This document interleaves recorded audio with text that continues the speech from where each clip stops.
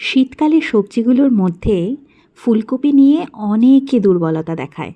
আমার কিন্তু ফুলকপি ছেড়েও শীতকালের বেগুনটা বেশ ভালো লাগে।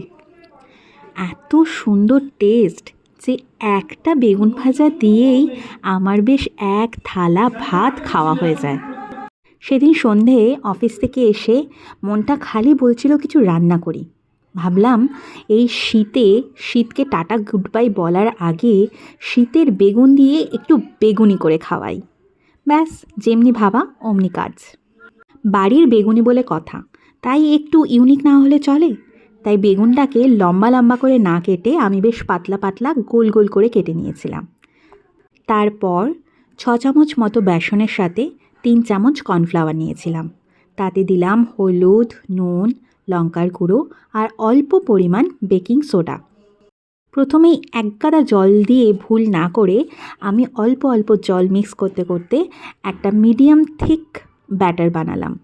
ব্যাটারটা 20 মিনিটের জন্য রেস্টে রেখেছিলাম, যেহেতু বেকিং সোডাটা দেওয়া ছিল।